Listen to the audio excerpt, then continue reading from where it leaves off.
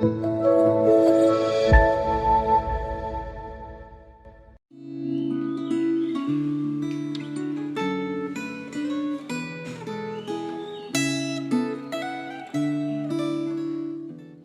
pagi Jemaat GKY yang terkasih di dalam Tuhan, Shalom. Bersyukur kepada Tuhan kalau pada saat ini kita boleh kembali mendapat kesempatan untuk merenungkan sabdanya. Renungan refleksi Gema pada saat ini akan saya beri tema hikmat dalam berkata-kata. Mari Bapak Ibu, sebelum kita mendengarkan firman Tuhan, kita bersatu dalam doa. Bapa Surgawi, kami bersyukur untuk cinta kasih-Mu dalam kehidupan setiap kami. Pada saat ini ya Tuhan, Engkau memberikan kami kesempatan untuk kembali digembalakan, dibimbing oleh kebenaran firman Tuhan. Kiranya Allah Roh Kudus yang boleh memimpin setiap kami, menolong setiap kami. Demi Kristus Yesus, Tuhan kami yang hidup, kami berdoa. Amin. Mari saudara, kita membuka satu bagian firman Tuhan dari Amsal pasal 10 ayat ke-31 dan 32. Saya akan membacakannya untuk kita semua.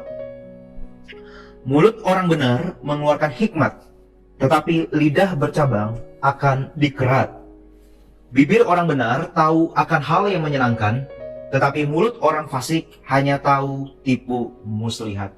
Sedemikian jauh pembacaan firman Tuhan. Bapak Ibu Saudara yang terkasih di dalam Tuhan, apa yang menjadi perbedaan antara pedang dengan anak panah ketika digunakan untuk berperang di dalam sebuah medan tempur?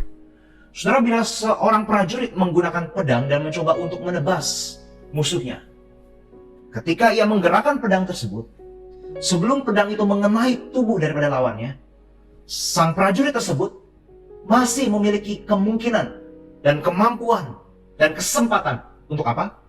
Untuk mengontrol apakah pedang itu akan dikenai untuk melukai lawannya. Masih dapat dikontrol dalam hitungan sepersekian detik, Bapak Ibu Saudara sekalian.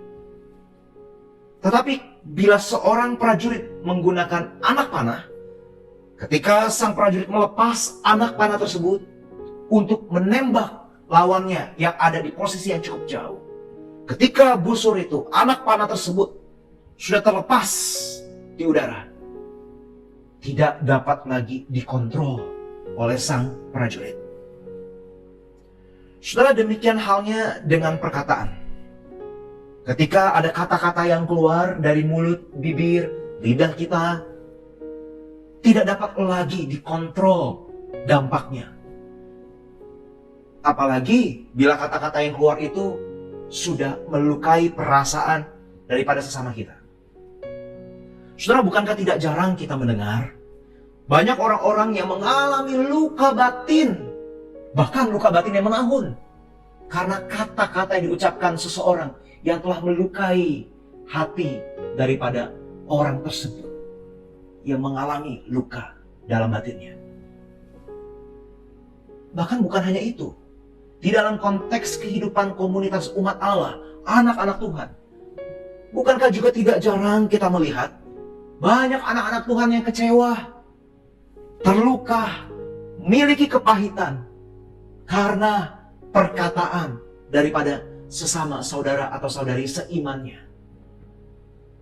Dan dampaknya itu luar biasa destruktif atau menghancurkan karena kepahitan tersebut.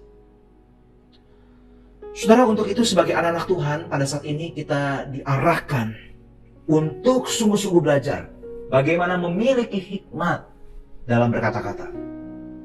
Saudaraku, di dalam Amsal 10 kita dapat menemukan beberapa ayat yang menyinggung tentang bicara, mulut, bibir, dan lidah. Di sini saya mengkategorikan ke dalam dua kategori, Bapak Ibu Saudara sekalian. Kategori pertama, di dalam Amsal 10 ini ada beberapa peringatan terkait dampak negatif dari kata-kata yang diucapkan. Pertama, Amsal 10 ayat 6b. Mulut orang fasik menyembunyikan kelaliman. Ayat 8b. Siapa bodoh bicaranya akan jatuh. 11b.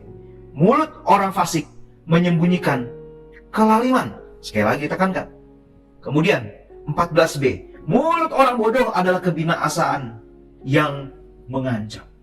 Saudara, ini adalah satu peringatan, satu warning terkait dengan mulut, perkataan. Sungguh harus hati-hati, Bapak Ibu Saudara sekalian.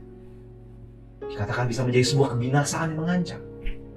Wow, sungguh sebuah peringatan yang betul-betul harus kita waspadai. Kategori berikutnya saudara, di dalam Amsal 10 ini ada beberapa penjelasan juga terkait dengan perkataan tetapi nadanya lebih positif. Kita bisa melihat di dalam Amsal 10 ayat 13a, di bibir orang berpengertian terdapat hikmat. 19b, siapa yang menahan bibirnya berakal budi. 20a, lidah orang benar seperti perak pilihan.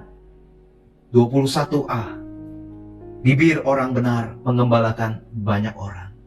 Saudara, kita bisa melihat di sini perkataan ketika diucapkan di dalam hikmat itu sungguh-sungguh bisa membangun sesama, bisa mengembalakan banyak orang, dikatakan di dalam ayat 21. Sungguh sesuatu yang harus kita usahakan agar kita memiliki hikmat di dalam berkata-kata. Pada akhirnya di dalam Amsal kumpulan Salomo di dalam pasal 10 ini, di dalam ayat 31 dan 32 dituliskan demikian. Mulut orang benar mengeluarkan hikmat, tetapi lidah bercabang akan dikerat. Bibir orang benar tahu akan hal yang menyenangkan, tetapi mulut orang fasik hanya tahu tipu muslihat. Saudaraku, bukankah kita juga bisa melihat di dalam perjanjian baru ada nasihat yang pernah dituliskan di dalam kitab Yakobus. Di dalam Yakobus pasal pertama ayat 19 diajarkan kepada kita agar kita cepat mendengar dan lambat untuk berkata-kata. Yakobus pasal 3 ayat 5-6 juga diberikan sebuah nasihat atau pengajaran. Lidah walaupun adalah anggota yang kecil dari tubuh, namun dapat memegahkan perkara-perkara yang besar. Seperti betapapun kecilnya api dapat membakar hutan yang begitu besar. Saudara, lantas bagaimana kita bisa memiliki hikmat dalam berkata-kata? Saudara, di dalam Injil Matius pasal 22, kita bisa melihat ada satu figur teladan yang adalah sang sumber hikmat itu tersendiri, yaitu Yesus Kristus. Dialah sang firman, hikmat itu yang menjadi manusia. Di dalam konteks pasal 22, Kristus dijebak oleh beberapa orang yang tidak menyukainya. Pada saat itu ditanya kepada Kristus, apakah kami boleh memberi pajak kepada Kaisar, membayar upeti atau pajak katakanlah kepada Kaisar Romawi yang menjajah bangsa Yahudi saat itu. Kristus kalau menjawab, oh tidak perlu kamu memberi pajak kepada Kaisar. Wow, dia akan segera ditangkap oleh pasukan Romawi dan kemudian dia dieksekusi dengan satu dalil, satu tuntutan karena ia mengajarkan untuk masyarakat tidak membayar pajak kepada pemerintahan Romawi. Tetapi kalau Yesus berkata, iya harus bayar pajak kepada Kaisar.